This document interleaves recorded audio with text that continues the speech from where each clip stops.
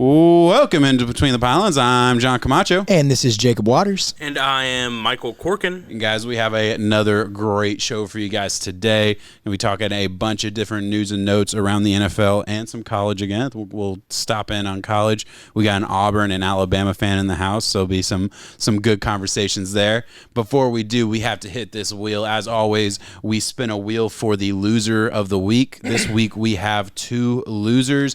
Me and Corkin went 1 and 2 on our best bets, so we will both be spinning this wheel. It's a fake spin just for fun. Spinning this wheel to see who has their first punishment or has their punishments for the day. You ready? Yeah, no, I'm excited for it because we have our yearly approaching, and I do think that I'm not going to boast yet, but I do think I have a comfortable spot in this.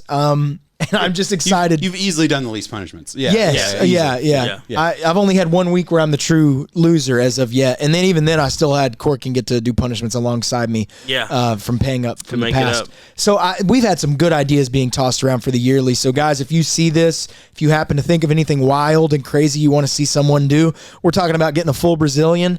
We're talking about having to panhandle on the side of the street or drive to the panhandle. Donate a portion of your kidney. Yeah, I mean, organ donors, like where are we at with it? Shave head. There's so many things that we are thinking. Sodomy. I'm happy. Yeah, I'm happy for all of it. It's got to be. We've gotten a lot of our worst suggestions from Jacob. Funny how his no influence whatsoever. Every time me and John come up with a decent idea, he says, but put a dildo up your ass. You gotta be ready. We gotta make it worse. We gotta make it worse. Yeah. We talked about having a lemonade stand all day in the middle of winter. Yeah. And Jacob was like, "Yeah, but you should have to do it in a diaper." Yeah. I love lemonade. Like lemonade stand's easy. Yeah. We were talking about going to the Florida Panhandle, and he was like, "Yeah, but you have to have 2 kilos of cocaine in your car." Colombian Bam Bam makes you drive better. We'd considered the paintball game, right? Yeah, the most dangerous game, but with paintballs. Letting the loser loose in the woods, and we get to hunt them. And great idea, great concept. And I said, obviously, the person who loses would get to have protection, like a mask and like a jacket. Jacob didn't like that. Jacob said, "Yeah, you can wear a condom if you want, I guess." Yeah, maybe. It didn't change what I'm doing to you. I'm still hunting you. Oh, we're using paintball guns? Well, we still have a couple weeks to figure that out. I do have the monthly challenge coming up soon. That's going to be a ton of fun. Before we get to all that, ready to spin? You first, and then I'll spin for Corkin? Yeah. You want to do your two back-to-back? And then you want me to go back-to-back? I mean, you won the most money today, or this weekend, so I guess we can do that.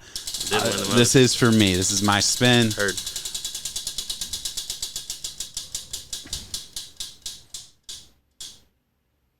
Soy sauce shot. Okay, we can do that. That's not bad. That's not bad. Let's do another one. Boom. All right. It's going to be, I'm going to guess I'm going to get jalapeno. I feel like it's going to be soy sauce. That'd be a cool one. That is my guess of the day. Raw dog And soy sauce. Yes. Jacob's been wanting this one to get hit. That's so much sodium. 4 hot dogs back to back. All I have to do is beat Jacob's 4-minute mark, and I'm happy. I wish I had a better performance that day. I will say I set an attainable bar, though. It's not like this was some crazy experience, but go back, watch it. It wasn't fun. It didn't look fun. And the worst part was I was looking forward to what I was going to eat afterwards. I wasn't hungry anymore. I just ate raw hot dog. Yeah, it's a good point. I'm not going to need dinner. I got you. Get it. All right, what is it? Jeez. Wet. Oh, God. I love another wet. I love a good wet. Gordon's going to be soaked. And it's not great for our our electronics, but it's fine. Hot sauce shot. All right. That's the OG. Yeah. We got the OG off the wheel. Manageable punishments. This is great. Jacob's about to go 0-3 next week and get just absolutely torched by some of the worst possible punishments. I wanted jalapeno gone. Jalapenos. It feels like there's always one that nobody wants. Yeah. I called my shot with it, hoping I wouldn't get it, and it's certainly jalapeno. Hot shot doesn't sound fun either. Sardines. Sardines still being on there is kind of bothering me too. Oh, I forgot about sardines. How do y'all feel about write-offs? Right. I'm excited for that. I mean, that's going to come up. Literally, someone just writing, I will not lose 100 times while we're talking football. I'm just going to be over here on the sideline. Yeah. Try not to. I'm glad that you've already. I'll trade you guys. Decided it was going to be you. We are in full fade John mode. All right. My bets have been absolutely awful. You want to make money, go exactly the opposite of what I'm betting. That is a good move. Or if you want to make money, follow my parlay that I don't put out. That I don't put out. 6-leg parlay hit. Total on the Eagles-Bills game that I won. On that bet, I bet $5 and won $12.50. And then total on the Eagles game, because I had a few other bets on it and stuff like that. Total, I won about $2,000 off the Eagles. An insane hit. Yeah. 7 different players scored a touchdown in that game. You nailed 6 of them. 6 of them. Six-player parlay. The only person I didn't get was Olitas Zacchaeus or whatever the fuck his name is. You know how dumb you would have felt going into overtime with Zacchaeus being the only guy that you bet on and a 7-leg parlay, and you'd be like, well, fuck, dude. There's no way now. He hasn't even gotten a target today. He got it before overtime. But, was that the touchdown? He got his Jalen Hurts is the only one to get a touchdown. Ran it in overtime. That's right. That's right. My bad. Mixed it up. But yeah, one target, and that one target was a 29-yard touchdown. Can't beat it. And it was a prayer. Like Jalen Hurts running out of the pocket, just absolute prayer. All right, we're gonna do a quick cut. I'll do a trade. Together. Oh, okay. Let's hear it. I you all want to see me hurt so bad. Okay. I will do your hot sauce shot and your soy sauce if y'all are willing to be gamblers. No, I'm good.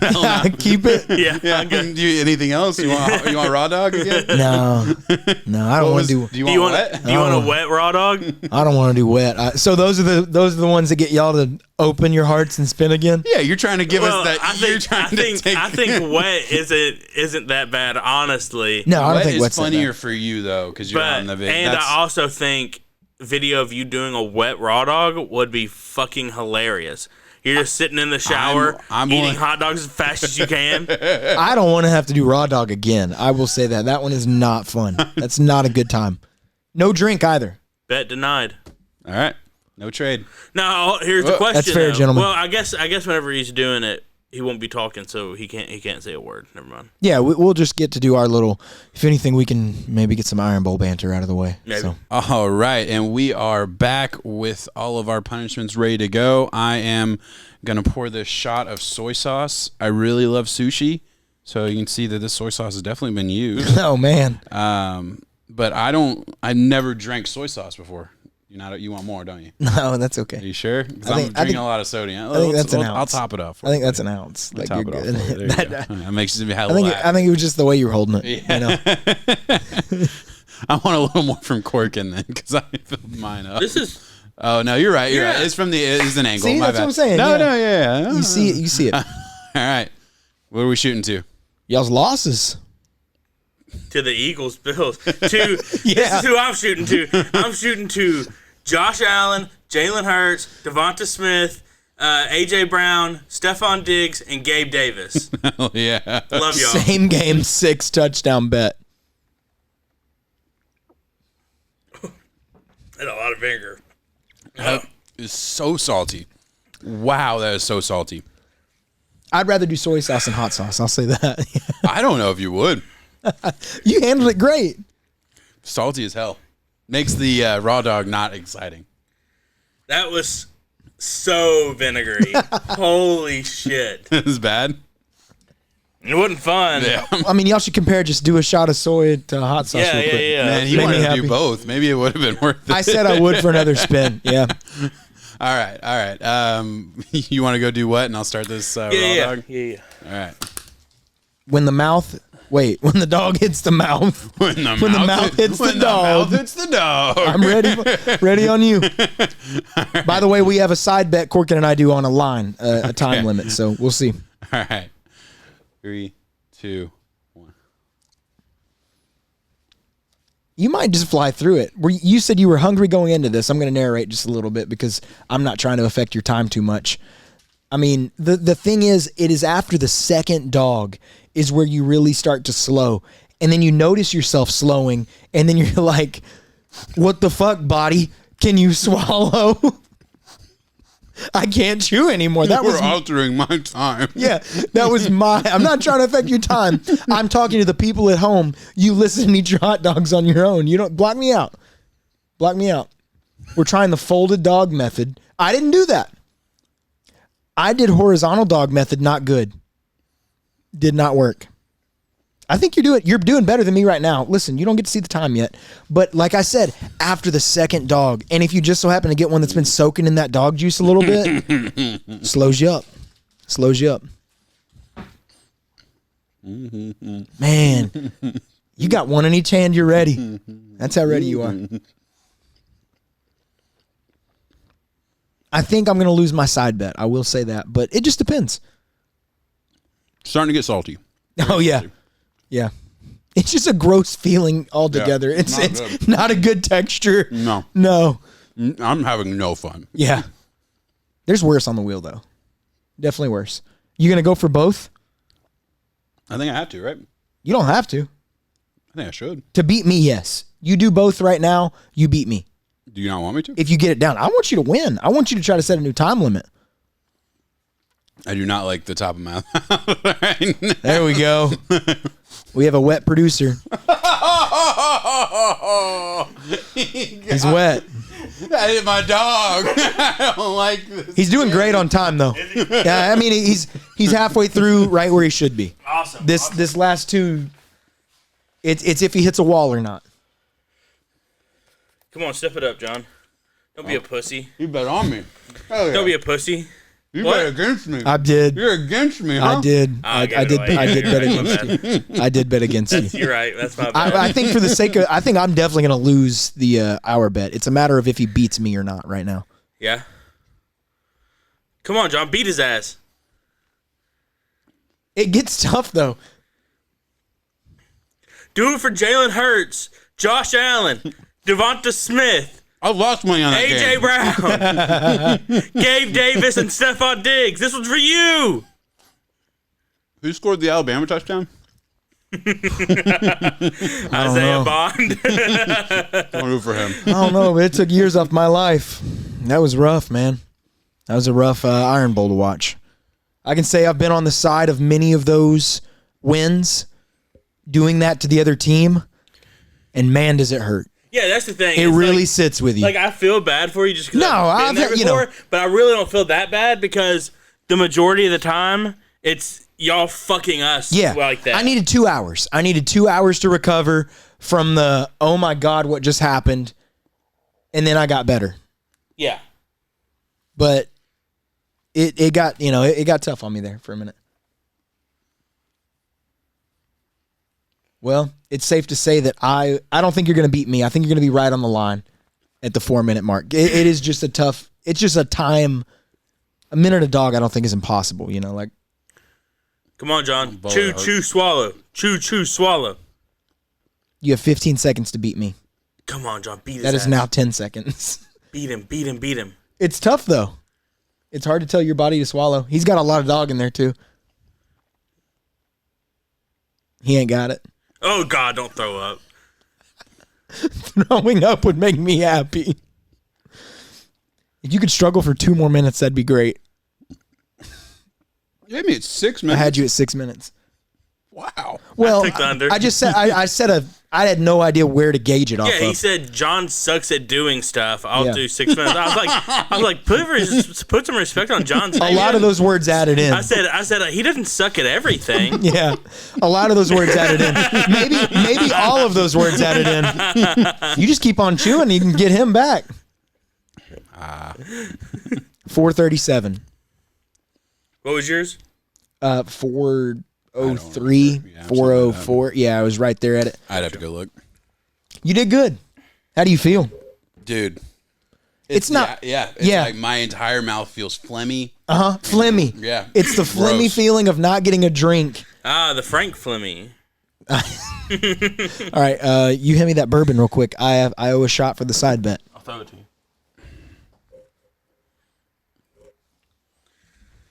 This is no. Do y'all trust me with a waterfall? No, there's a shot. This is ridiculous. No, I'm waterfalling. I'm fine with that. I'll do it right. Well, we're adults. You don't have to waterfall. You just drink it like a man. Shout out our presenting sponsor, Very Old Barton. Yeah. John's favorite. My absolute favorite. That was on a blind taste test. A blind taste test. Bro, John loves this. That fucking bottle is like $23. It's fucking perfect. It's fine. That was not a waterfall. That was a gargle. That's not a waterfall. 4 Roses. We're men. I can just drink it. Yeah, I can go fuck. Oh. That was more than a shot. That was definitely more than a shot.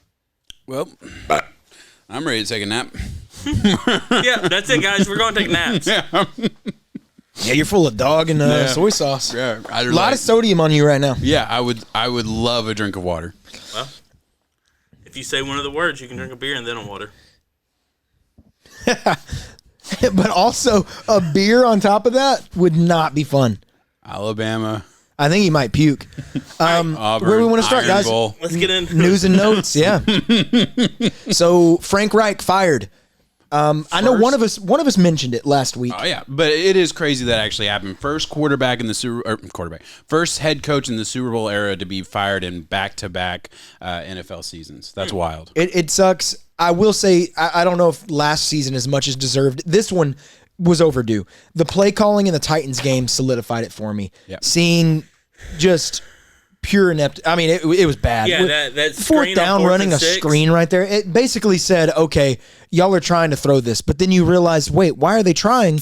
Because they don't have any draft picks that would be worthy of doing that. They really just suck that bad. And even if they did, they would have to trade off their first round last year for their first round quarterback, or their first overall last year for.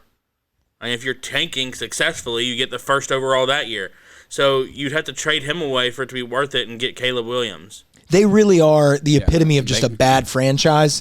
I don't think it's as bad as to where you're going to have to like sell your job to certain coaches. But I mean, then again, if you are any coach with a good pedigree to your name, you're going in there saying, hey, what are you going to do for me? Right. Because at least guarantee yourself some years. You can't hop in there and expect the owner to be like, after 2 years, you're still bad, you're out again. No, that's not fair to him. He has nothing to go off of. It's starting to be, because, I mean, they signed Matt Rule to that massive contract, right? And it was like a 6-year deal. Ended up not working out, obviously. Fired in the middle of the season last year. And then he gave Frank Reich a huge contract as well, a coaching contract as well, to come coach for him. When I do think it would have been best for Frank Reich to sit out a year and, like, he had a lot going on with the Colts. I would say, as much as like I think he dealt with just so much adversity with losing Andrew Luck to the turnstile of quarterbacks that went on through there. But at the same time, at the end of that, like last year, you had players gambling on the team, players betting against their own team. Like there was a lot of shit going on in that locker room that like I thought was justified. And the NFL did great sweeping that under the rug. They needed to. They did a great job. I mean, really, if it wasn't for Pat McAfee talking about it, I wouldn't have known anything about it. But Pat, obviously it was his team. But yeah, he probably should have taken a year off. Probably shouldn't have taken that deal, but took the money. And then what I think sucks is I do think David Tepper's in a tough spot because he now has the track record of being a bad owner that wants to be in the middle of everything and kind of force his guys to make decisions they don't want to make. Ergo, the Bryce Young over Stroud pick. Everything that has come out, it's never been confirmed, so I don't want to sit here and say like guaranteed. But everything that I've heard, everything we've seen, is that Frank Reich wanted Stroud. Stroud was the odds-on favorite throughout the majority of the draft process, and then 2 weeks before the draft, it flips, which happens sometimes. But it made no sense with Frank Reich. His entire coaching career always having big-bodied, strong-arm quarterbacks, and that's what Stroud was versus Bryce Young, he fit his mold. They absolutely did, just like you said. And then now, nobody saw the future. Nobody knew that Stroud was going to be this much better than Brad. Like I really don't want to like play hindsight, but that happened. And with Stroud being as good as he's been, it just looks so much worse on the owner. What head coach? Like, I don't think you're going to get the top tier. Like, you're not going to get the offensive coordinator for the Lions, who's probably going to be like the most highly sought after coach this year. You're not going to get one of those top level coaches because, like, you've shown that you're an owner that's going to get way too involved, and you're willing to fire your guys in the middle of seasons. We've seen it 2 years in a row now. It's a tough job to inherit just because of the lack of draft capital, the way that offensive line is. I do like the bones on defense. I think that their defense, when healthy, can turn it around fairly quick. But one of the problems with that is, what is step one in getting in a rebuild is you have to assess your roster. And in order to get picks, man, some of those top pieces that get pieced off are some of the defensive. I'm looking at a Derek Brown, War Eagle. I think that he could easily be shelved off for a couple picks. Brian Burns, Florida State, would command a massive haul. Yeah. Some of those. J.C. Horn, I don't know because of the injuries, but he is a promising young cornerback. You have to weigh what I'm keeping versus what I can get in future value because I don't have yet. And a Brian Burns is the one that I could see you at least get it. You could get a first. You get more. I think you probably could have gotten multiple. At this trade deadline, multiple firsts. Probably. Yes. But I agree. Like, there's enough bones there where, like, you like the defense. The offense, it is scary, man, because, like, the wide receivers, your best wide receiver is an aging Thielen, who is a great number 2, but, like, if he's your number 1, you're in a lot of trouble. And that's what he's had to be, especially at this point in his career. None of their other younger wide receivers have stepped up. Terrace Marshall's a guy who I really loved coming out. He's just not been the guy that I thought he would be. And your offensive line isn't very good, and you have a smaller quarterback that the first thing you need to do is put a good offensive line in front of him. I will say, we were talking about Tua the same way after his second season because he had his first year he didn't play all the time. But after his second season, we were talking about Tua the exact same way, thinking he was a future bust and all that. There's a long list of quarterbacks that had really, really tough starts this season. The only caveat there is I can't think of one that was on a team where their head coach was fired in the middle of the season and they didn't have a first-round pick, and the guy that was drafted one pick behind him is legitimate top 8 quarterback right now in the league. So, I mean, there are not many other names that you would take. I don't think so. Already, not even long-term dynasty format. Just on a setup of I get this quarterback this week. Yeah. You would consider C.J. Stroud over a lot of guys right now. Yeah. But that's the unfortunate part is that Bryce is going to have to undergo another rookie year next year. Absolutely. And it's another year but he doesn't get that caveat in reality, though. It's his second year with every other quarterback that was in his class breathing down his neck with success. Yeah. Very similar to Tua. We had Herbert, who was absolutely balling. Joe Burrow, of course, we know the story with Trevor that one. Lawrence. I remember talking to you on the pod at the time, saying, how often do we have 3 quarterbacks end up being good in the same draft? Like, it just never happens. There was one quarterback that wasn't as good as Tua that year. There was. Jordan Love. There was a little bit later. Yeah. And Mr. Love has had a good last couple weeks and has really turned it around in his rookie season, his first season as a starter. Give him a little bit of credit. And year 4? Yeah. Hey, I can't help that he was drafted behind Aaron Rodgers. I had absolutely no control over that. Yeah, it's like whenever you're looking at like Bo Nix or whatever, and he's like a 26-year-old senior. Yes. Like, how are you still in college, dude? It is. I'm glad you mentioned that, though, this upcoming quarterback class. I think this is also going to have a negative impact, not on Bryce, because I think he does a great job, at least it seems, keeping outside noise and factors, but how we evaluate quarterbacks. It's going to be Bryce on a second year, but like we said, it's another rookie year with guys like Michael Penix Jr. coming in this class, Caleb Williams, Drake May, Bo Nix. Anthony Richardson getting a true second rookie year because of injury. Nobody's going to, like, he will get the benefit that a Bryce Young won't get in the media. It's sad to say, I think out of those names that we listed, Bryce is on the bottom of the list, and I don't think he should. I think when you look at him, his poise, he has some of the just high class, great mind, great teammate, great leader, a good arm. He is very adept at going through his motions on the field. The problem is by the time that he gets to 1 or 2, he has someone knocking him down. Yeah. He's having to roll out back, and he's a small frame. Yeah. He's lucky. I do think that a lot of other guys in that situation statistically do worse. It's hard to say that when they only have 1 win. I understand that, but I'm talking performance.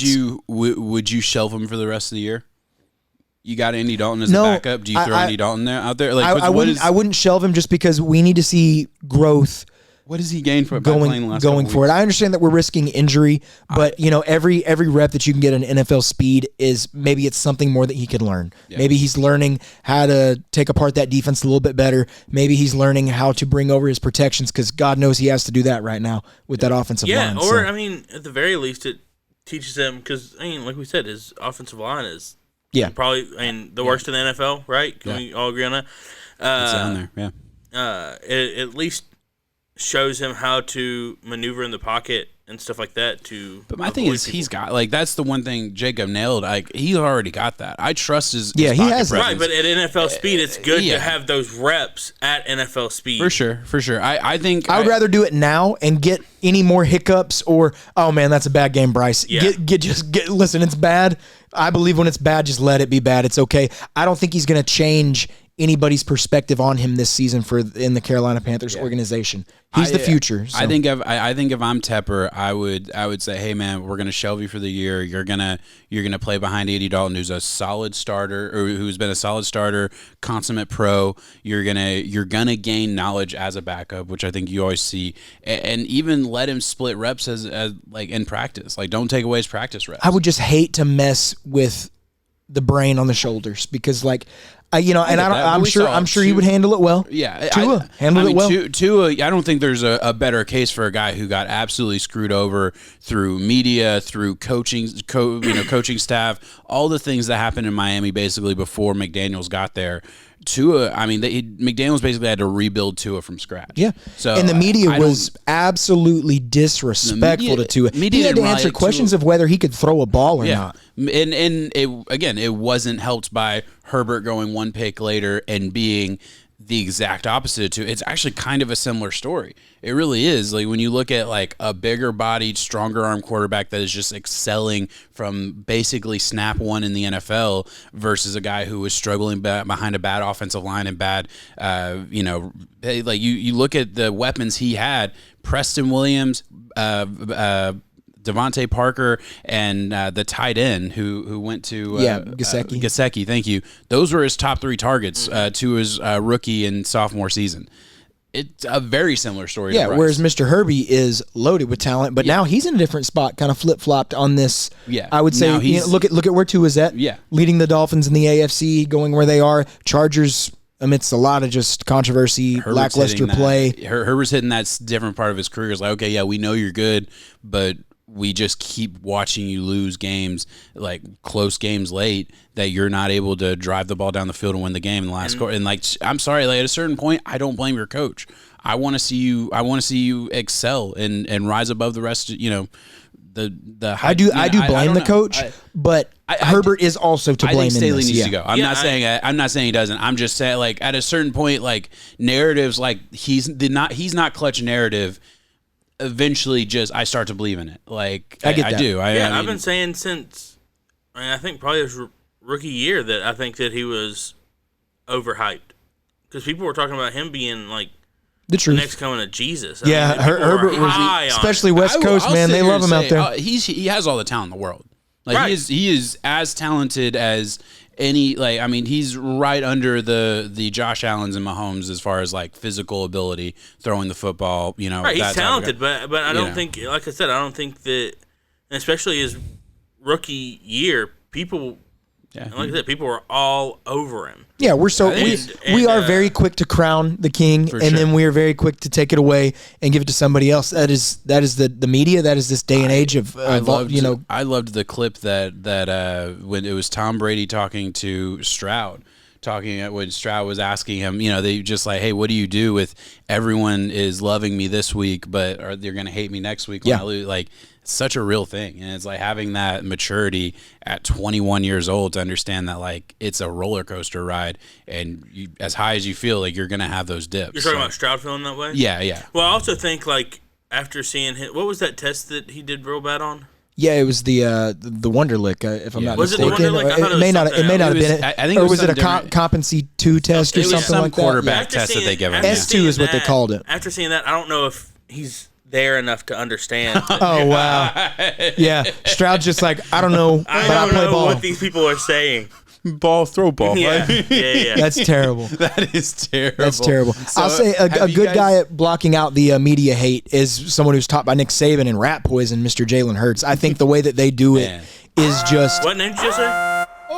Which one? Jalen Hurts. Yeah, Jalen Hurts. I'm happy. I'm happy. It's okay. Jay, he deserves it. He really. I am one of the biggest Jalen Hurts fans that you can be. Seeing the way that Jake Elliott iced that, not iced the game, but sent the game into overtime, and Jalen Hurts' reaction was like, he even shook his head, no, like, this job is not over yet. We got to keep going. I think that there was a point in that game where they were on a 3rd and long early on in the game, and they ran a screen, and Philly booed them. The 9-1 Philadelphia Eagles fans booed their offense. Really? They don't give a shit, man. I mean, the offense does look. The bad offense at times. did, and when it's great, it's good. It's awesome. We love it. But when you're struggling to Buffalo in a tight game at home, the fans let you hear it, and there's nobody else better at blocking all that noise out than Jalen Hurts. So I will chug this beer to you, Jalen Hurts. And Philly fans don't give a shit if you're a 12. No. If you're like a 12-year-old girl walking through there, you're liable to catch fucking hands from a grown-ass man if you're in the other team's shirt. It is why, like, Philly is the most, like, questionable 9-1 team that you see, that we've served, 10-1, 11? Yeah, now 10-1. Yeah, I mean, because they just keep pulling out victories. You talk about the opposite of a Herbert in the sense that, like, doesn't have the most impressive NFL arm in the league, but is just an absolute baller who is clutch as hell and makes the big play in the big moment. I mean, that is Jalen Hurts to a T. I love the Eagles, right? They've got a couple of Alabama guys on there, and they also just, I mean, I've always loved Jalen Hurts, and I mean, they've just been a good ball team, and now they've got several ex-Titans on their team as well. But some Bulldogs on defense too. Well, yeah, most of them. they love them. Got basically the whole. If you like by the SEC, yeah. But the Eagles they're the worst 10-1 team in the league. Well, yeah, I think they're. I mean, the only. I'd argue they're the best. They're the best ones. Just the same. Yep. I did want to go back to the Stroud conversation just real quick because I saw a rumor last week. I don't think we ever talked about it on here. Maybe it was 2 weeks ago. Very nice, very nice. The thought that the Raiders put out all of those rumors about him not being smart, him not being able to process information to get him to fall in the draft. So the Raiders were hoping to draft him basically at 7. Well, that's the theory. Because I mean, that shit happens. It happened to Dan Marino a long time ago. We see smoke screens all the time like that. False stuff put out. I mean, look at and of course, and this was its own thing. The Laramie Tunsil, gas mask. Somebody bong. put that out there. What were y'all able to build off of one video being released? I mean, you were able to ship him off for picks, turn those picks into future things. I mean, Chubb wouldn't be. We just saw the end of those. It built that. It built our roster. I mean, we see draft stories come out all the time that affect those guys going forward. So the test happened though. There's no doubt about whether or not. No. My thing you're is saying the amount that it was publicized. Information in the draft, like in that time of the year, and it's something we should think about, like next draft season, because we'll be talking a lot about it.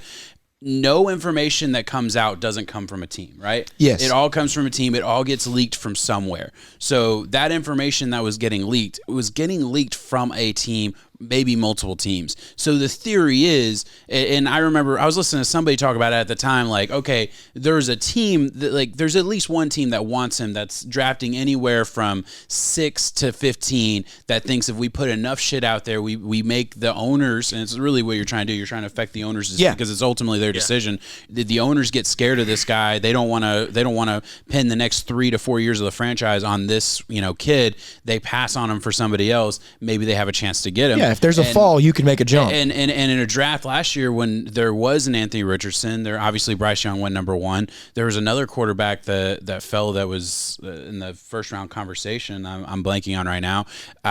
Will Levis. Well, thank you, Will Levis. All those guys were, even Dobbs was in like the border, which he was never going to get drafted first. But thank you, Will Levis is exactly what I was thinking of. All those guys were in those conversations. If you can just get a couple of them drafted ahead of Bryce Young, there's only so many teams that are going to draft a quarterback anyway. All of a sudden, or Stroud is what I'm talking about. Yeah. That's the theory, is that it was coming out, and it was the Raiders was the link that the Raiders wanted Stroud, and they were trying to push it. So what you're saying is the more negative stuff that we hear about come out about a draft pick, the higher we should be on them.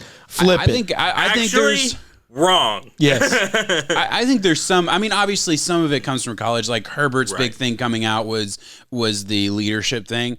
I'll sit here and say I don't know about you guys. We all follow a little bit different part of the media world.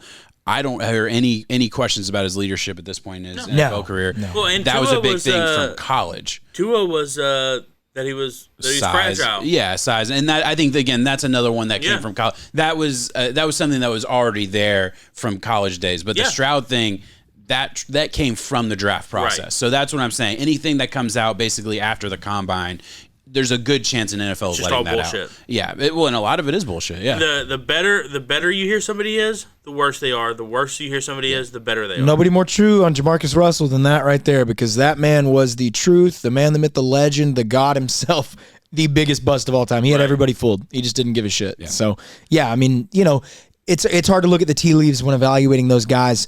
I like Stroud. I will say I started to have doubts. I started to have the same doubts, and you look so dumb looking back. Remember how all of us were so captivated by Jamar Chase getting benched in a preseason game, and then the media asking him, and he said the reason he's dropping is because he doesn't have lines on the ball like he does in college. And I was thinking like, oh my gosh, this guy's going to be a bust. What just happened right here? Thinking and not really seeing the interview. Yeah, I mean, a guy that I remember sitting here and talking about how he was the best wide receiver prospect I've ever seen, and he was a surefire top 5 pick.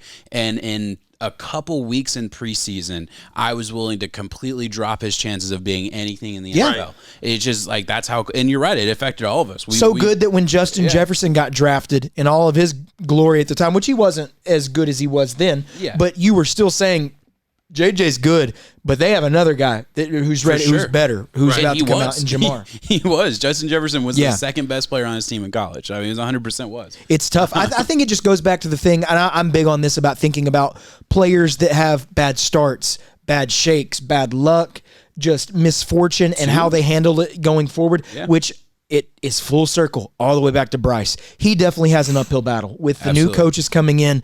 Who is going to really invest in him and put the weapons that he needs around him? How much of a voice does he have? Yeah. Quarterbacks having a voice in their offense, I think is important. It's almost vital. If you know that this is the guy that you're going to invest in, he has to be there. He has to be like, okay, well, I want this guy as a weapon. CJ Stroud, he had hands-on in the draft room after being picked to selecting Tank Dell. Yeah. Tank Dell has 7 touchdowns now as a rookie wide receiver and has a very impressive start to the year. And CJ Stroud was able to have a voice in picking that. I think that's a big thing. Joe Burrow for Jamar Chase. I think it's a big deal. Absolutely. Yeah. Tua with Waddle. I mean, I hope Bryce, and it doesn't always hit the same way. I don't have any of the bad ones off the top of my head. I know there's a few out there. You can look at Aaron Rodgers bringing his ragtag squad everywhere he goes. He loves them. But I think it's good I hope Bryce gets that. Yeah. You're absolutely right. Bryce can light it up. Look at Tua with the Dolphins. You look at the most the highest firepower offense in the league. You look at some of the best stats in the conversation for MVP last year before he gets hurt, and is in that conversation from a statistical standpoint again this year. And there's still people on ESPN talking about, but if his first read isn't open, he can't throw it. I get it. If he doesn't, he can't. You're right. He can't throw it, but that's because he's getting sacked if his first read's not open. Yeah, getting his head taken off. He has to have a special helmet. Right. But it's just like he became a guy that the media could attack. And now the media can attack him basically until he wins a Super Bowl. Basically, the media can attack him. His own coach and Brian Flores at the time, I hated him actively taking shots at him. I like him as our Minnesota Vikings defensive coordinator, and I do think he's going to end up. I think that he is a name who could take the job over at Carolina. By the way, that would be the worst coach combo. I think it would be a very bad coach combo. Bryce Young is he's similar to Tua in a lot of ways, right? I think it would be a bad coach combo, but I could see how Tepper, looking at Flores and what he was able to do with the Minnesota Vikings, lack of defensive, because we lost a lot of our defensive core that we used to have, still having a great one, getting that over there and getting that going. I hope better for Bryce. Yeah. It'll be interesting to see. Do we want to switch gears to the myriad of possibilities with the college football playoffs? Last week we talked about the validity of it and, 14 versus 12 team. Or if we want to, we can do some takes on who's making it in NFL. What do you mean? Looking at like the long-term playoff runs that we have going on? Yeah. Yeah, we can do that and then transition to college if you want. I mean, it doesn't matter either way, so all right, take it away, baby. Yeah, it's like the Eagles locked up playoffs for sure. They did. And I do think, was it division or was it just playoff seed? I don't think it's just playoff seed. It's not division yet. In fact, the Cowboys could still get the only team that has been mathematically eliminated from hitting their wins-loss over-under is the Carolina Panthers at 7.5. They were 7.5 win total. Wow. Wild to think that is how. And the Texans were 4.5, if I'm not mistaken. Yep. Yeah. There's been several teams already hit that window. The Panthers are the only team to be under. Still not eliminated from the playoffs though, in that division. Yeah. Yes, they are. No, they can still win their division technically. That is. No, they can't because each team has to play each other as well. So they can't win their division. Who just took control of it this past? Saints just took control. If they win out, then the Saints and Falcons and Bucks and stuff have to play each other. So that's going to give one of them a win. Okay, gotcha. I thought for some reason I saw something saying that they could still sneak into the division round. I think they might be able to sneak into the playoffs, maybe like in a wild card or something like that. Maybe that's what it was. But they definitely weren't officially eliminated. I just assumed that they could only get in the division. I think it's interesting because like a lot of the divisions are wrapped up for the most. Like maybe not. Like things can obviously happen. Right. Feels like 49ers are taking control. The Seahawks are the only team. It's the Falcons, by the way. The Falcons beat the Saints, so they are taking. I knew they played. Last week the Saints were ahead of them. They are they are officially taking control. I say taking control. That division is the real one that we have circled because we just saw the abysmal Monday Night Football game. Yeah. The Bears winning that game when the Vikings were the only ones to score a touchdown in that game. First Bears team since 1989 to win a game without a touchdown scored. It was how many touchdowns? No way. I said without a touchdown scored. Yeah, I had no touchdowns. Yeah. Wow. I call shenanigans. Without a touchdown scored. Got him. I think that's there. Without a touchdown score. There's always been a leeway. What was the exact phrase? Well, I can start writing down exact phrases. I just write down stuff to remind myself what I'm talking about. Wow, that was impressive. Yeah, you get your drink, though. This is the exact scenario that I had played out in my head where we were going to talk about Monday Night Football. Didn't he say it first? He said no touchdown. No, he said no. They were the only team to score a touchdown. The Vikings were the only ones to score a touchdown. So that was ball in my court. Yeah. You just took and said, "Let me get this shot." So you do your thing. I stole the ball from my team. Yeah, you did.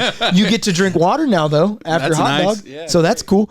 But it was a bad game to watch. It was not fun. Yeah. I think that puts a bow on the division of the NFC North, though. There was an outside shot with the Lions kind of trending down the last few games, losing some, and that the Vikings with this Josh Dobbs miracle play, he fully hit earth. All the Pastronaut stuff, listen, he was on the moon before. He is firmly planted on the ground right now. Yeah. Still a great backup. It just goes to show the stupidity of like the week-to-week media. How quick we are. Dude, it's like, come on, guys. Like we all knew Josh Dobbs. Yes. Great game. Like, let's appreciate it for what it was. But like he was never going to be a starter in the NFL. So now going into the bye week, the Vikings are still looking for a wild card playoff spot. And I think that we'll be able to get that. But there is a huge quarterback issue going forward. And Kevin O'Connell talked about it in saying we're going to our bye week. We activated Justin Jefferson. So what do y'all think? He mentioned we have a healthy Jaren Hall now, who was the rookie quarterback out of BYU, who in his start got hurt, which allowed Josh Dobbs this 2 or 3 game span. Nick Mullins, who has shown that he is able to take NFL snaps. I don't think he puts us in any better spot to win a game. Or Josh Dobbs. For one, I think we all know the season is, in a grand scheme of Super Bowl, over. But who would you have taking the helm going forward? I think you stick with Dobbs. Yeah. I mean, Dobbs had a bad game. I mean, he threw 3 interceptions? 3. But I will say one wasn't his fault. One was maybe a little high, but like that's one was a deflection, and then one was a very athletic play by the corner. So I mean, it was. I think you can blame him truly for one really bad interception of the 3. I think you got. I don't think Jaren Hall's gonna be better than Josh Dobbs. He's not gonna improve anything. Yeah, I mean, the only reason why he might improve something is just because they don't have any film on him, really. Yeah, be like, wait a second. So it'd be just like Josh Dobbs. You know what I mean? I can tell you what Jaren Hall is. He's a run-first quarterback that can maybe make his first. And I think that might have been like you said with Josh Dobbs. That's the thing with a lot of these people who come in. Film will catch up. Yeah, exactly. A lot of the people who come in, like Josh Dobbs and stuff like that, you just don't have film on them, so you don't know their play style or anything like that. Yeah, no, I get that.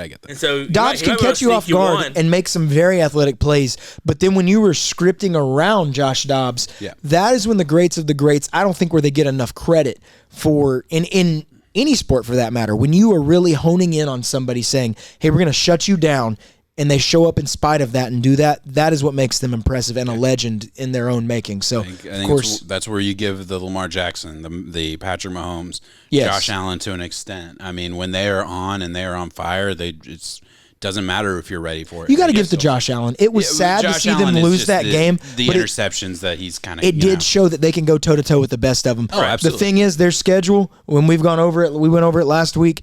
It's a gauntlet, man, and they can't afford many of those. And I would love to see them on playoff football, but I don't know if we will. The thing is, in that Eagles game, Josh Allen played lights out of his mind, great. And if he doesn't throw that pick, they probably win the game late. And it is what it is. It was a good play by the corner. I'm not completely shitting on him, but it was all on Josh Allen the entire game, playing out of his mind. And he does that a lot, but it's your entire team is on one guy playing so freaking well. You have kind of a run game sometimes, but nobody's scared of that run game. You have one great wide receiver and some other guys who are okay but not special. Yeah. And it's just I just don't think they have enough around him right now. That's Stephon though. I mean, good God, man. He is. Yeah, he's fresh. I think he's not in a Buffalo uniform next year. I'll say that. I think that's possible. But also the thing is, prima donna, man.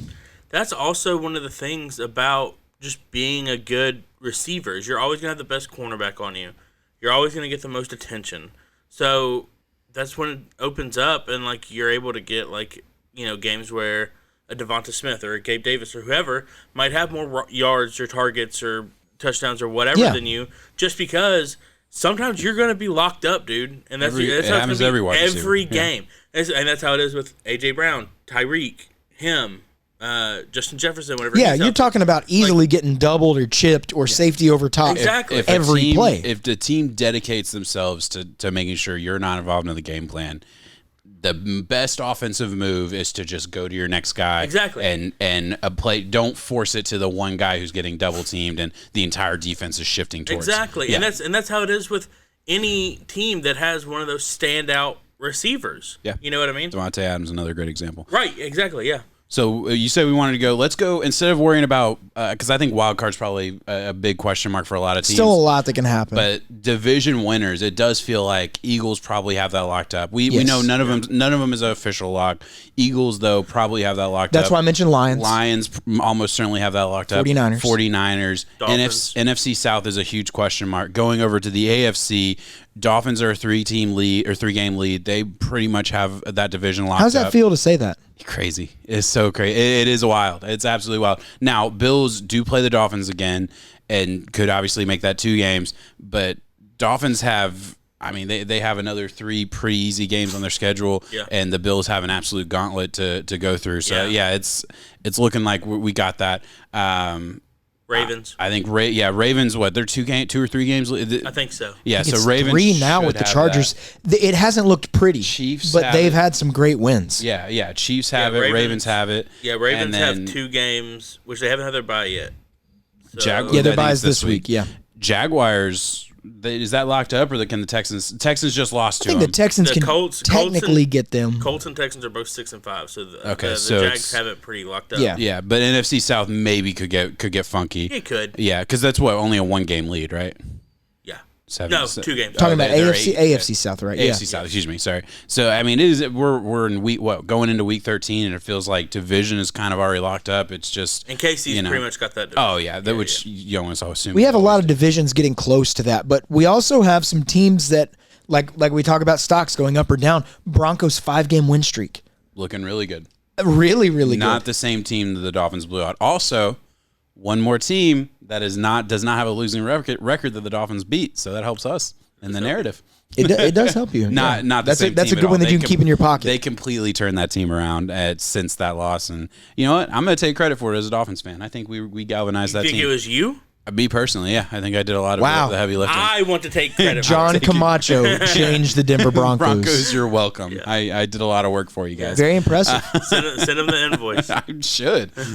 I don't think anybody wants to face Russ, though.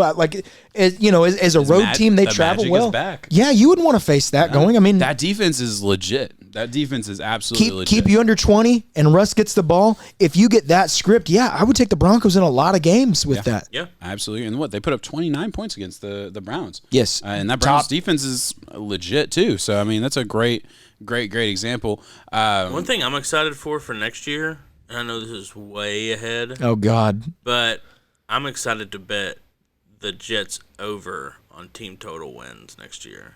With Aaron Rodgers coming back. Aaron Rodgers is going to come back. Yeah. That defense is killer. Dude, the defense is still killer. That line's still going to be at like 9.5, 10 wins. It will be. I think it will. Think so? Look at the game this week. We have Tim Boyle, who is still going to make the start, and they are 2.5 point under, only 2.5 point dogs to the Falcons, who, and I know the Falcons for what they are and aren't, they are a team with some offensive weapons capable of scoring. They showed that this past week. Yeah. Ritter looked good in his first game with back. Tim Boyle at start, 2.5, man. The only thing is, for the Jets defense, if you score more than a touchdown, they've got to hold you to less than 10 points. If you get over 13, we're done. It's a wrap. Yeah, they had. The Jets offense scored one touchdown that game. That was it. Yeah. And it was when the game was already over. The Dolphins were just playing prevent. How many did the Bears score? Oh, I don't have to do it again, do I? Yeah, I know. I'm surprised no one took the under in that the Jets Falcons under in the game. There were a lot of 36.5. Very low unders this week. I could see very it. low unders.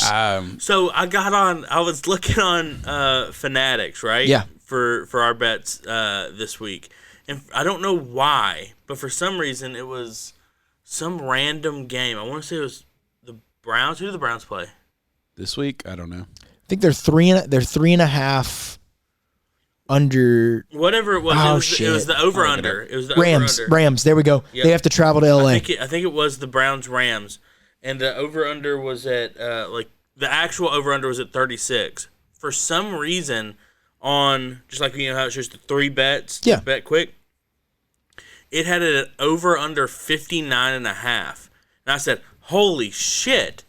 And then I looked at the odds, and the odds were like the odds for under 59.5 were like minus 1,000 or some shit like that.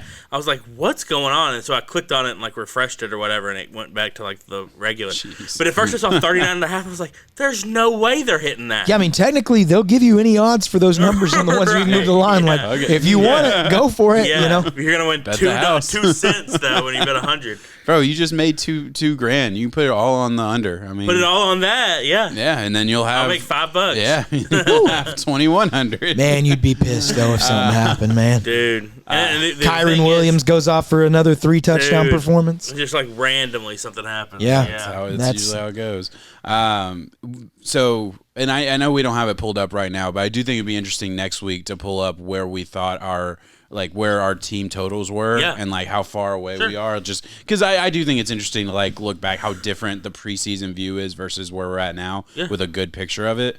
We just went through all the divisions, taking out the NFC South. I think the NFC South is going exactly the way we all thought it would. It was a total crapshoot with no team really that great. Chargers are going about how I thought they would, I think. Yeah, I don't know. And I think you get to take a victory lap on your Bills. I think so too. I think I get to take a victory lap on the Lions. I had the Lions as a top team in the NFC, and I was very big on them going forward. Where's the biggest surprise right now? I mean, because like Jets, we all thought the Jets were going to be better, maybe. But that was you got to take. I would say the Texans. I would actually easily. I would be surprised to go look at our lines and see which one of us had the Texans kind of as an outlier. I remember going back. I gave them like 2 wins. I think so too, because I remember being like, well, I remember vividly because I was like, well, they play the Cardinals that week, and that was this past week. Yeah. Right? At some point, I think they play them this week. 2 weeks, maybe. Yeah. I remember them. I remember seeing it on the schedule, picking the games, and I was like, "All right, well, I'll give them the game against the Cardinals," and that put them at like 2 wins because I also played the Panthers too. Yeah, I had the Texans at 5-12. Yeah, I think that's higher than I did. And I remember hating it at the time. I was like, man, I think they're going to have a bounce back. But it's like, you looked at that team preseason, no wide receivers to talk about that you thought were going to be good. Like, we can talk about Tank Dell now. I thought he had a chance to be good. Yeah. I didn't think he was going to be the guy he's been so far. Like, he was. And we thought CJ Stroud was regarded. You got to say it. Yeah, that's the best way you can say it. I thought he was awesome. He's acoustic. Acoustic. We talked about Bryce Young a lot on this pod already, but like preseason, I thought that he was playing behind a terrible offensive line with no weapons. Right. That's exactly what we can say about Bryce Young now. But like, I mean, it is amazing what that coaching staff, team, quarterback, all of it has done to turn it around. Now it looks like the Tank Dell, C.J. Stroud combination could be as dangerous as any combo in the league going forward. And he's good, but I don't know. I think he does have some touchdown dependent lines to him.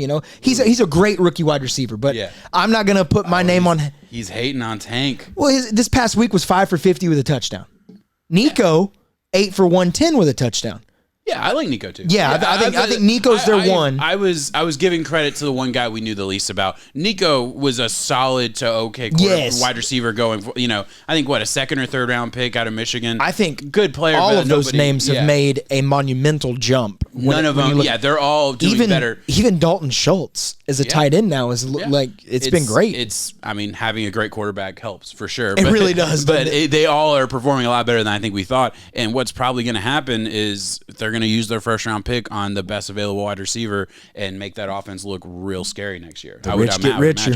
Yeah, I would imagine that happens. I don't know. It's just interesting. We'll have to look at that next week. I had Seattle high in my picks. I was very big on Seattle making a divisional push, which I don't think that's going to be true in the grand scheme of things, but at least playoffs, I'll be able to hang my hat on that one. So yeah. Do we want to talk about anybody that we think might get a Lombardi Trophy too early? Yeah, I think the teams that you can circle. Wait a second. It looks like you're. I can't say I can't say the words. I can't say Lombardi. I know, but I feel like you're. He wants to know who's going to win the big game. He's fishing. No, okay, we can move to. If y'all don't want to talk about it, we can move to. No. I want to talk about the big game. You're not now it makes sense why he wanted to. Who's going to bring win it all Lombardi? around? Yeah. I don't know who's gonna win the big game. The ultimate game of the year, the top of the mountain, bowl, if you will. Yeah. You could say the great game. Yeah. The one that every team's trying to win, right? Yes. Yeah. Yes. I think there's a lot of good teams that could win. A lot of good teams. And I say, I'll go ahead and say it because we've said it before. I think we will have 49ers Eagles on the NFC side. I think that we will have the Kansas City Chiefs Baltimore Ravens on the AFC side. I'm not saying it. No fucking way I'm saying it. You think you got us. All right, so hold on. We're in your head. Hold on. Now you got to drink a beer, actually. Hold on. I'm living up there rent-free, bitch. How about this? I'll put a beer that I know it. Fucking cabin in your head. I'm living in there. Both of you shut the fuck up. So we're equal. Yeah, you keep saying that. You Alabama scum. Yeah, keep saying that. 4th and 31. You're getting fucking slapped down Broadway. Fuck that. I would have caught that punt. All right, so let's make a deal because we're in a weird situation where y'all think y'all might have found out a word.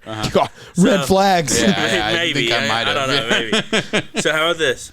If y'all can call it out, just like say this is my official guess. Do I get the same leeway that he got with the touchdown thing? Yeah, sure. Cool. Ooh, are we wrong? He's confident. If you're right, from now on, right? Yeah. If you're right and you try and call one out before it's said, then I have to chug a beer. But if we're wrong, we have to do that beer. If you're wrong, you have to take a shot. Okay. John is a better drinker than I am. I'll go on record saying it. I would like you to have the honor. Okay. Come on. You're the hero. I'm fine with just not taking a shot and you not drinking.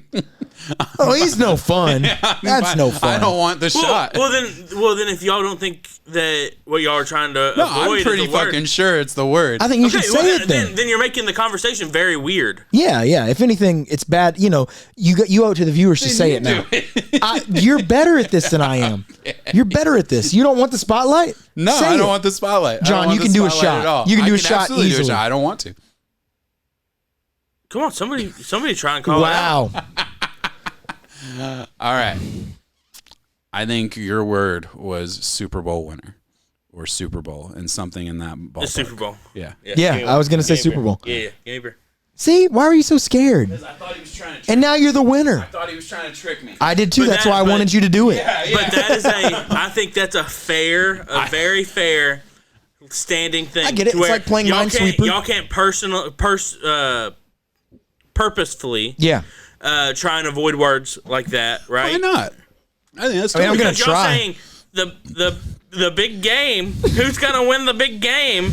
The one that everybody's trying to win. To someone just tuning into us, that might be the last time they tune in. Yeah, but I mean, as you know, we have a lot of repeat viviewers. Yeah, right. Fuck them anyways. So I think that's fair too. Where if you think you've sniffed one out, you can try and call me on it. I think that's you want to take a shot in the dark. I was gonna say what's gonna happen is you're gonna catch me on a night that I was gonna drink anyway, and I'll just line up some fucking guesses. Man, to just play like Minesweeper out in the cold and just say it. The thing is, and Jacob got lucky earlier because I had you said something about the playoffs.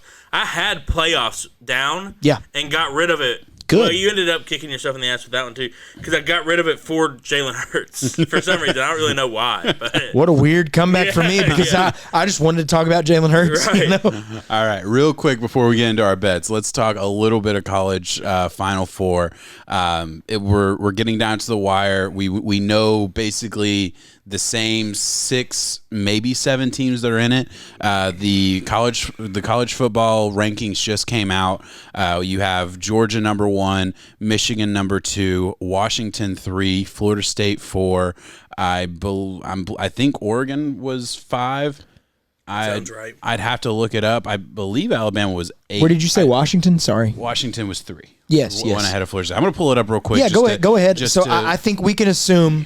Here's a few different ways that I want to talk about it, because I think that Georgia and Michigan, I think it's a quick way to lump it together.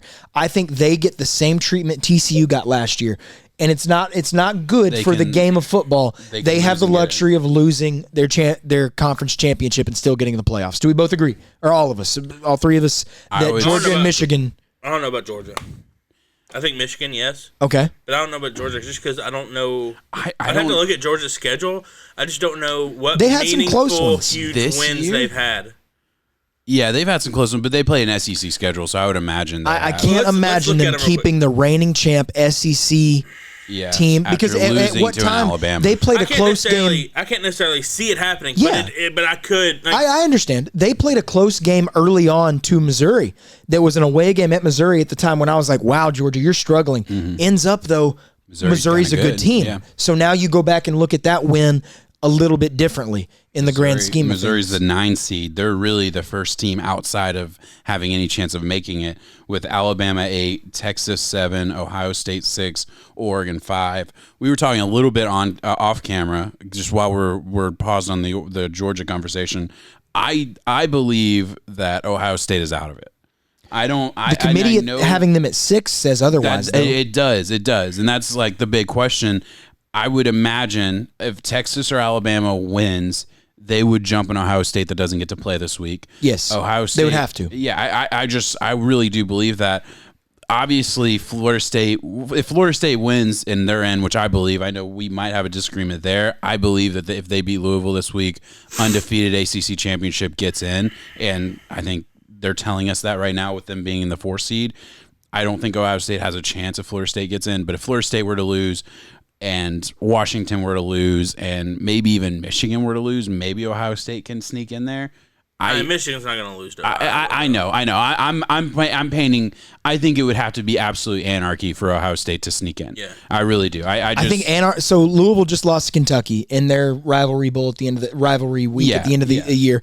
If y'all come out and play a true lackluster game, but that's I know. I'm painting the picture. A game that Louisville loss is a game where that game, other than a rivalry game, meant nothing to them. They're looking ahead to ACC championship.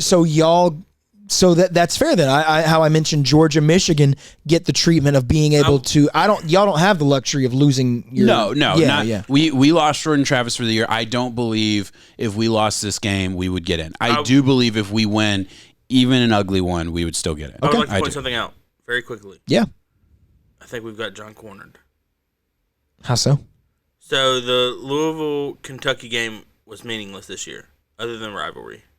Oh, gosh. Yeah. Right? Yes or no?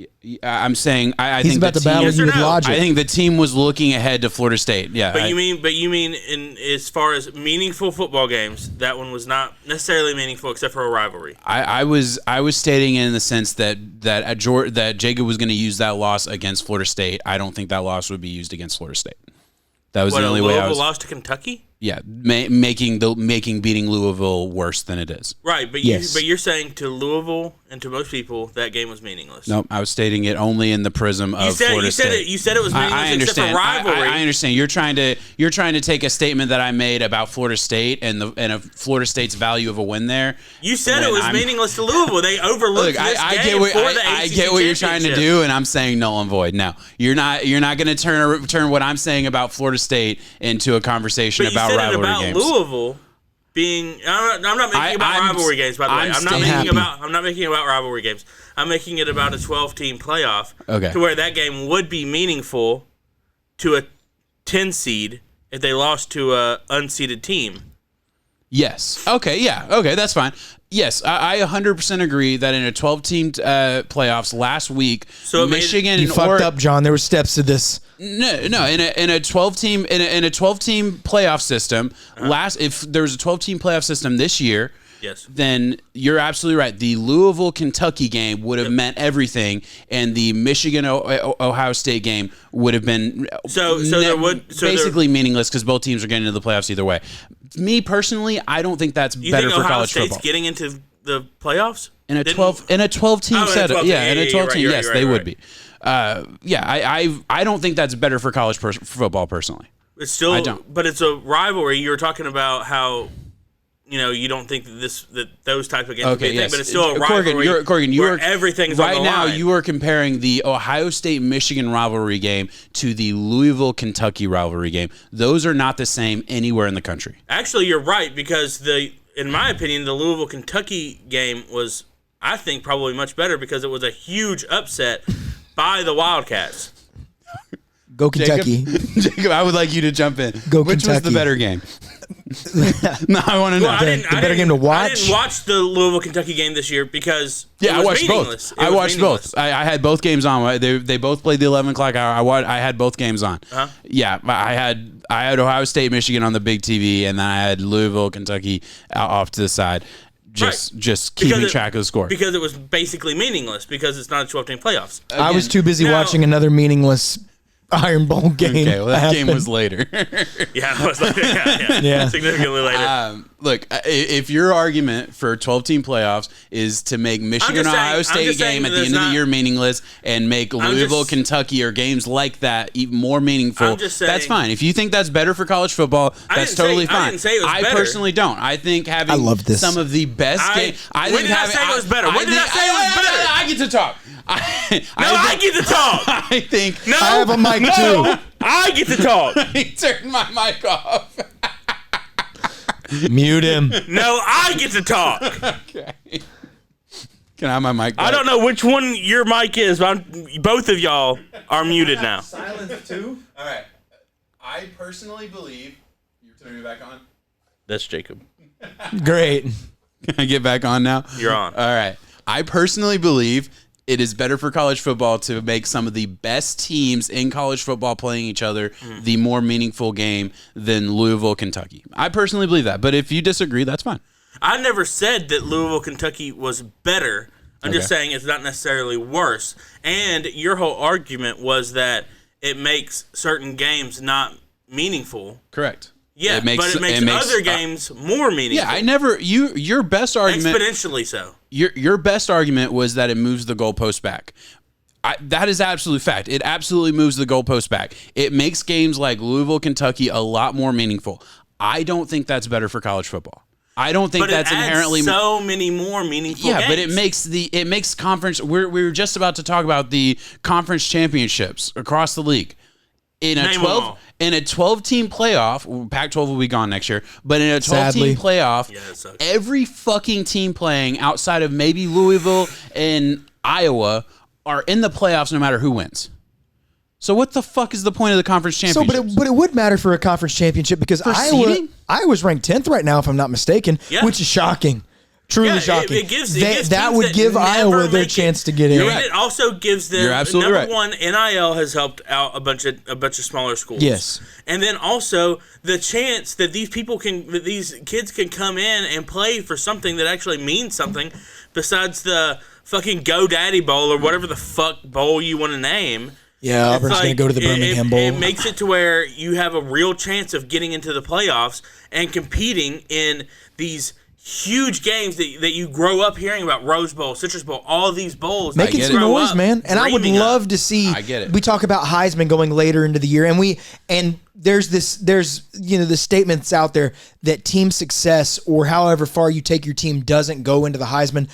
Listen, every Heisman winner gets a vote, and I know that every Heisman winner feels the same. If your team has 2 losses, you're not winning the Heisman. The only ones who have ever done that, I can't. I know Robert Griffin was on a Baylor team that did not compete for a national championship at the time. They're still a great team, highly ranked team, and taking Baylor where they were to where they did is what got him that, the accolades along the way. But yes, team success is deeply rooted in that. But my point was how much fun it is to have like we're talking about now. It's unfortunate to think that Oregon, Washington, one of those great teams that I would love to see go up against an SEC defense, and how much that would have for an NFL scout to see Bo Nix.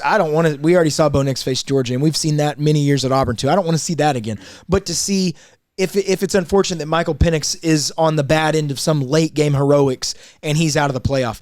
Jaden Daniels, LSU, I'd love to see them in the playoff. It's just we get a higher quality of game because we have some of these top tier opponents, and who knows what USC and Caleb Williams might have been able to throw together if they had a shot at it. And also, you get the chance of. I think we can all agree that it's not going to be Bama and Texas, and not both of them are making it into the playoffs, right? We can all agree on that. This go around, no. And one of them will be left out unjustly. Yes, exactly. And so next year, we get to have 2 of those teams, which I don't think anyone would argue, I don't think anyone could argue that not both of them could be a top 4.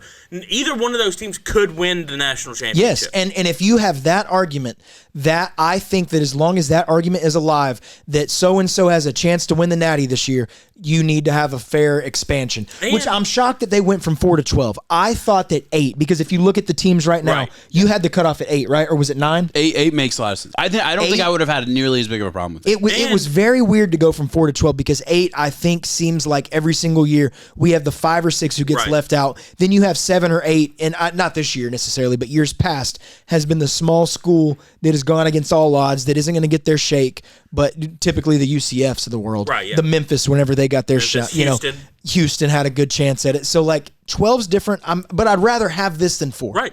And also, I know that, at least me and John, I know that you're a little bit more tapped into it, but, we're not the biggest basketball fans in the world. I think that's fair to say, at least about me. For sure. Yeah. But there's nothing that I feel like anybody really loves more, unless you're on the losing end of it, than Loyola Chicago or somebody like that making a deep run in March Madness, who's like a Cinderella story. I think that as long as they're not beating Alabama, I think a 12 seed going through and beating some of these huge teams, that would be incredible. So where do we stop it though? Do you ever 64. see that? Do you ever see it going to that level? Because that's where the old heads would say, how you're going to take a mountain and make it into a molehill, make it into a mountain. Yeah. That was their argument for keeping the BCS. Was they said, well, you're always going to want more and more. So because so far it's held true. Because it's not. They're not making this. They're not making this decision out of any of the conversations we're talking about. They're making this decision for more playoff games because it's more high. It is. Oh yes, it's higher dollars. Right. Yeah, it's the playoff money. What I think happens though is it takes away the conference championship money because. In this year, which you're absolutely right, guys. This is the best year. I don't think we have this type of year very often where there's this many teams. It's usually 6. Yeah, exactly. I do agree that this is a year where I think 12 teams would be interesting because the Texas, the Ohio State, the whatever other team is that is farther outside, and Alabama, LSU gets that nod. Another one. Yeah. All of those teams legitimately could go on a run. I'm not even denying that. For again, my whole flaw, and it is a hold head take, and I accept it. I'm not even trying to change your mind. I'm really not. Like I'm just saying. Yeah, you're not gonna. All I'm saying. I love that. Is it takes away some of the beauty of what college football used to be, and it changes it. Maybe it changes it for the better, and I'm wrong. I'm going to watch it next year. I'm going to be excited. We're going to be sitting here talking about the playoffs next year for college football and be interested and excited to see the different possibilities. It'll be cool. Yeah, there's a shot where Auburn could make it next year. My thing is, I think that... But see, again, that's a selfish fan take of now Auburn has a shot because we weren't going to get into the four. Like, for me, it is.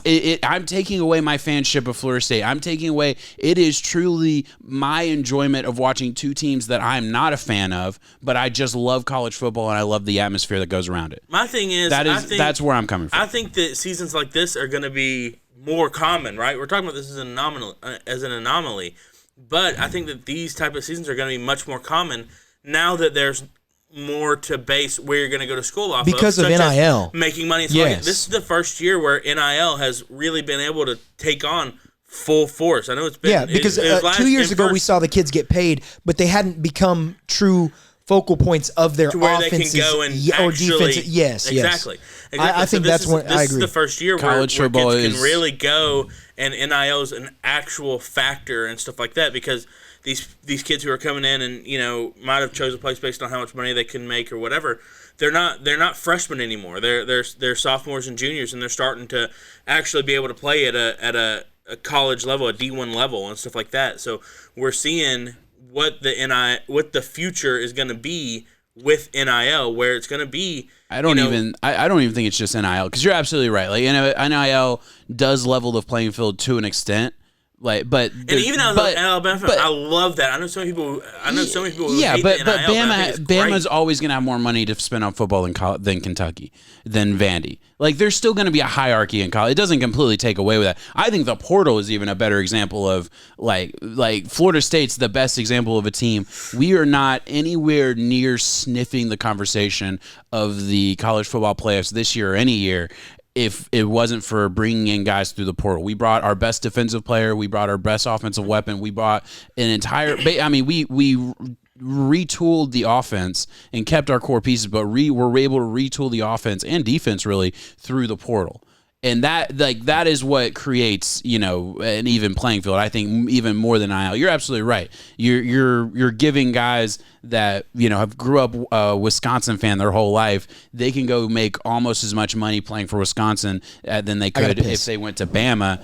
And now you're absolutely right. They have a better chance. Hey, I can get on this Wisconsin team and we can go on a run, and even if we lost a game to one of the big teams, we still have a chance to make the playoffs. Right.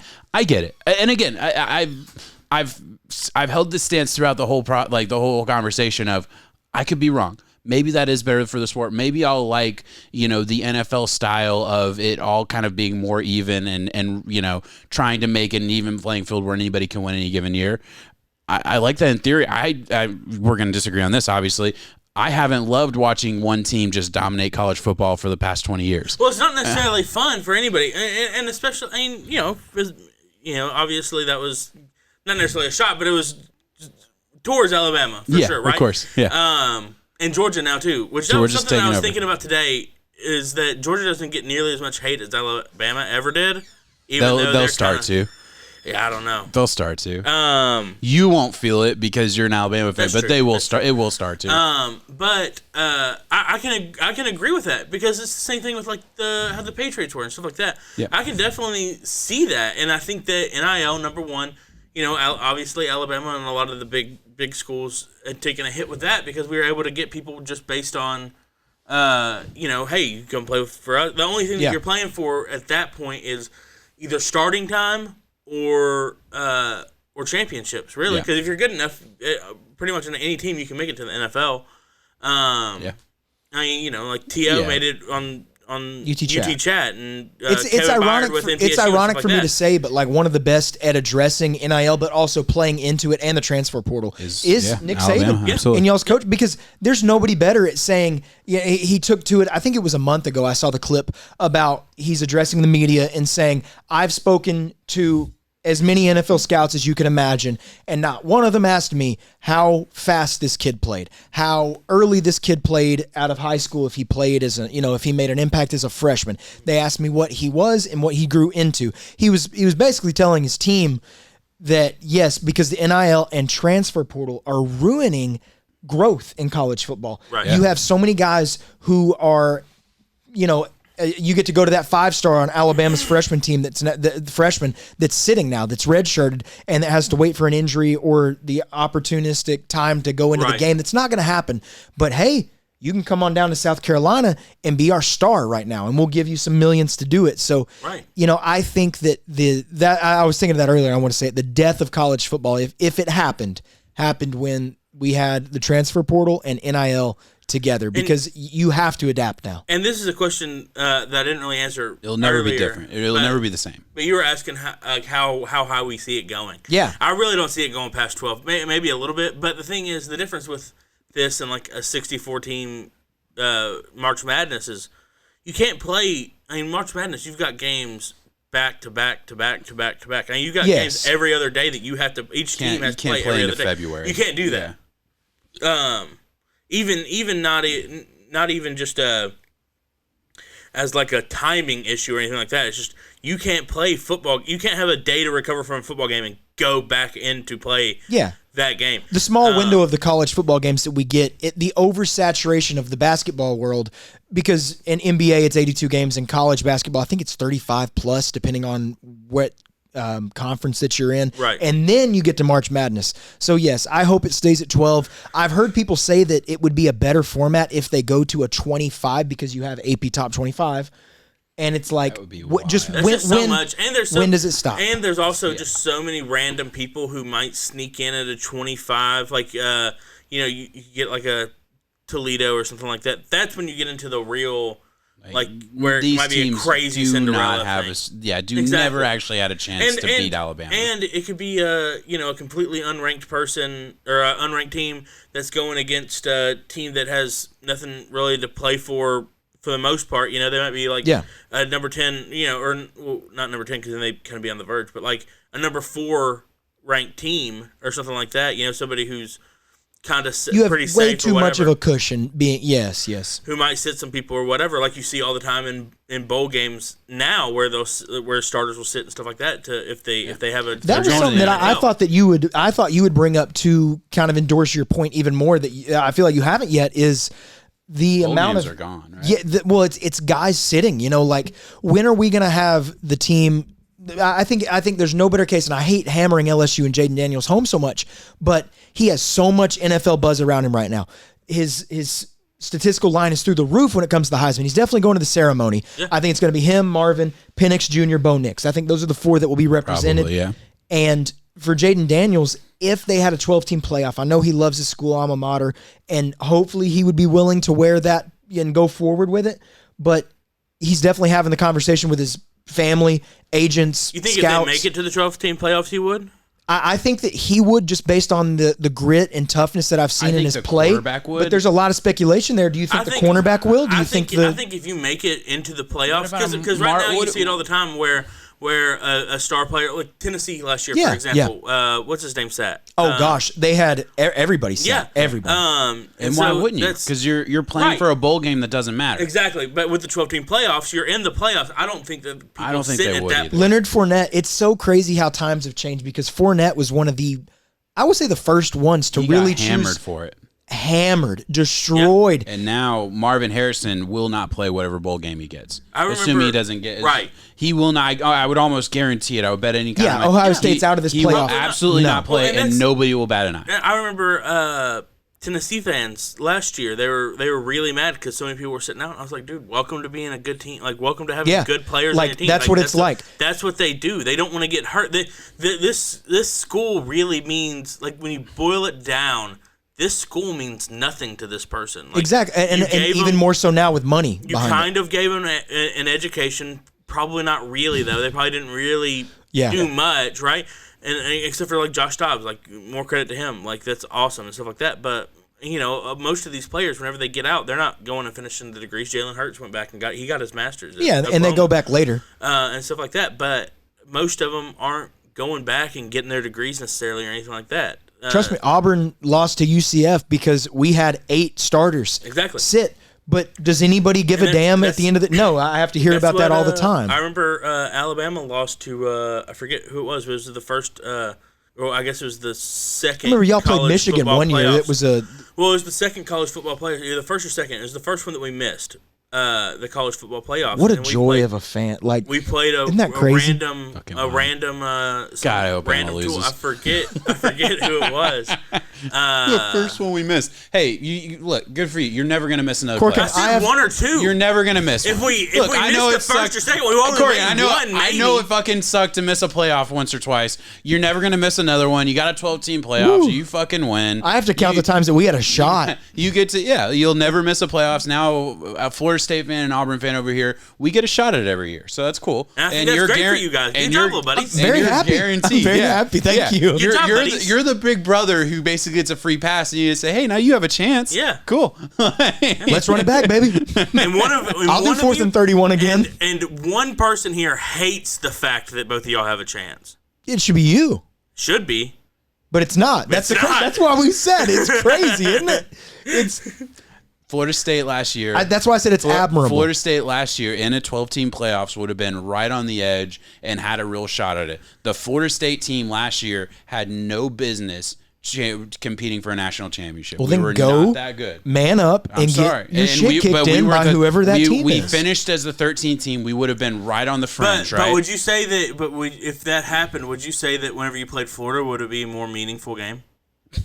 Well, we beat them anyway, but would have been. Yeah, but it would have been more. I would have been. I certainly would have been watching as a fan. Yes, I absolutely would have been wanting to hang 50 on him and get a shot at it for sure. And then Louisville for Kentucky, but again, would have meant a lot more for Louisville losing. My argument was never as a fan. My argument was always as the value of college football and my enjoyment of watching the games that I'm not a fan. But more people would tune into that game to see if FSU could make it in, and less people would tune into Michigan, Ohio State. I agree. It's just we'll see what happens. I don't think so. I think those are. I do. I think that's the huge rivalry. That's the crux of the genuine argument. But we just disagree. We'll see what happens. I think if you even look at this year's Iron Bowl viewership, it is in the millions. What is the crux? I wholeheartedly hope I'm wrong, guys. I really do. I want college football to be better next year. What's a crux? The crux of the argument. Yeah, I understand that, but but do we know what a crux actually is? I've only ever used it in that saying, but is the. I mean, I can break down context clues for us real quick. What I'm standing on for the argument. I don't know. Yeah, I should know if it was an actual thing or not. Yeah, I think it would be without looking it up. I'm about to the main idea of what you are arguing around. Yeah, the final point. That's the decisive or most important point of an issue. Or like the Ku Klux Klan. God. I no longer will use that word, but he might. I still might. He might. Ladies and gentlemen, we got him. I think I might have pronounced that wrong. Yeah. The Ku Klux. We got him. All right. I think we hit college football pretty good. Do we want to get into our best bets? We can do that. Do you want to take a wild shot at how many words do you have left, though? You have 2? 2. I got a shot in me if you got a shot in you. All right, what are we thinking? I don't know. Let's what are we thinking? Can we talked college for a while? Yeah, but what was he trying to funnel us into? He was bringing us into NFL. He specifically said, "Do you guys want to talk about the NFL playoff picture?" Yeah. All right, do you want me to give you a hint? I would love one. I would also love a hint. I'd love one rather than not 2, actually. Okay, let's up it maybe to 20. How about 12? I think 12 hints. I'll give y'all. It definitely doesn't water down the other hints. I will give you one hint if one of you agrees to do 2 shots. You're going to make me do it. Well, John's the better drinker. And John has to stay here. Yeah. I mean, John's just the better. Yeah, exactly. It makes more sense. Is that a deal, John? But I only have to do 2 shots if we get it, or if we don't get it. God, correct. What if he gives you some bullshit hint like, it's an adjective? Yeah. I was going to give you the categories that they were in. Yellow. All right, fine. Deal. I have one in the NFL and one in the college. Fuck us. Oh, come on. That's your category? You were going to go both. You were going to go both NFL. Oh, we got hosed. I got hosed. We got hosed. I got hosed. You lost nothing. I still have yes, but you have to do 2. I still have to do a shot if I make a guess, though. Okay, here. I'll give you a better one on on the NFL one. It is an award. Okay. So there's several awards. I'm gonna go offensive rookie of the year is maybe my guess. I was feeling comeback player of the year because I don't think that DeMar Hamlin should get it. And I think that's controversial to say. I just said it though. I would like to take this guess because I have to take 2 shots. I want to do. I'm gonna lose it on that. Okay. Offensive rookie of the year is my guess. Take your shots. Fucking comeback player of the year. Take a shot. Was it MVP? I guess. Hang on, no, I'm not done yet. MVP. It's MVP. It was MVP and SEC championship. Oh, fuck! I honestly thought I said SEC championship. Wait a second. I thought we said that. Yeah, for sure. Well, if anything, we're not arguing for us. No, y'all talked about Alabama and Auburn a lot, but you never talked about the actual game. You talked about who would. Well, we got into an argument about something else. You kept on saying if Alabama would win or if Georgia wins or whatever, but you never said SEC championship. I thought y'all might have SEC championship. I thought y'all might have SEC championship. You got to do 2. I'm sorry. Yeah, it sucks. It's great. Pod's gonna get out later. Go ahead and do yours. All right. And then Jacob can hit his best bets of the week. Whoa, best bets. John's of the favorite week. stuff. Best bets of the week. We have a new month starting, ladies and gentlemen. So John lost last month. John will be the biggest loser. We may have a different monthly punishment coming. We are in the talks about that just because John has done the 4 for 4 already.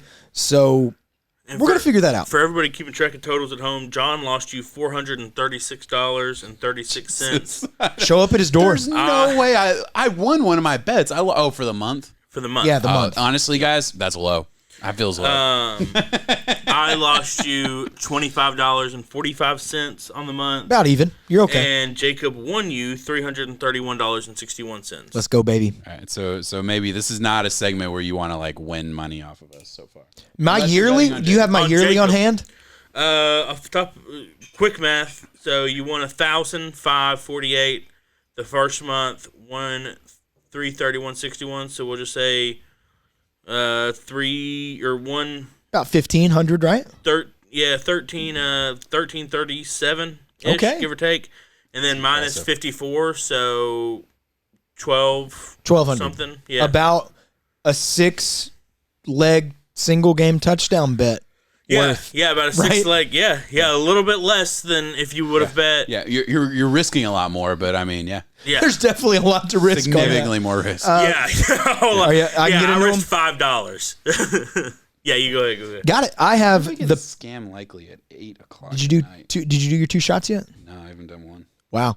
Trying. You can do the 4 hot dogs instead. No, I'm good. Okay. I'm gonna do this instead. Carolina Panthers. I have them 4.5-point underdogs to the Tampa Bay Buccaneers. So I'm taking this. I didn't feel comfortable going the full-fledged, hey, we're going to win this next game, firing our head coach. That happens a lot. History has on the side. I'm going to be on the side close to it, just watching it and rooting for a close game from the Carolina Panthers in this one. I feel good about 4.5. I don't think that the Tampa Bay Buccaneers really blow out anybody. They play down to them. Carolina has a little bit more hoorah going into this one with the Frank Reich being gone. So we'll see how it goes. It could bite me in the ass. I was a little scared about this one, but history is on my side with the new head coach coming in. So I will go into my second one. Kansas City Chiefs traveling to Green Bay, 6.5-point favorites. I'm worried because of the offensive weapons around the Kansas City Chiefs, but then I feel comfortable in knowing that it is against a lackluster offense in a Jordan Love-led Packers team. I don't see an issue here. I think the Chiefs win this one comfortably, 27-10. I'm not going to have to sweat this one. And you locked the Raiders the Chiefs 9.5 favorites this last week. And even though the Raiders came out to a 10-0 lead, my only win, still felt great going late into that game, knowing the Chiefs can come back. The Chiefs have several ways they can win that one. Jordan Love's a dog, though. He's going to make it a fight. Well, I hope he's not a dog this week. I will close it out with Monday Night Football. I have the Jacksonville Jaguars. They get to go beat up on the Cincinnati Bengals. Jags are 8.5-point favorites. The only question is, can a garbage time touchdown ruin me here? I don't think so, because I don't think the Bengals are going to be scoring a lot. So Jags, beat them down, show up. You have the lights are on, watching you. Let's see it going forward. So 3-0, baby. You want me to go next? Go ahead. All right, guys. So we are in the official Fade John season. You don't want to follow these bets. You want to go against them, but I really believe they're good bets, which is why you fade me. Chargers Pats under 39.5. Patriots have shown no ability to score any points all year, basically, and the Chargers are just not a great offense, I don't believe, and the Patriots defense is still very, very special. I think the only reason this line is as high as it is because, well, I mean, the Chargers defense isn't very good, but I don't think it matters. I think it's Billy Zappi and Mac Jones splitting reps again. It's just a dumpster fire over there for the Patriots. I think this is a low-scoring, nasty 13-6, 13-9 kind of game, and that under hits very, very comfortably. I got the Lions, 4.5-point favorites over the Saints. I don't get it. Look, the Lions have come out flat a couple times this year, and really, honestly, I think I bet on one of them and lost a little bit of money. I know Jacob did once on that Lions-Ravens game, thinking it was going to be a little bit closer than it was. I don't think that's going to be the case this week.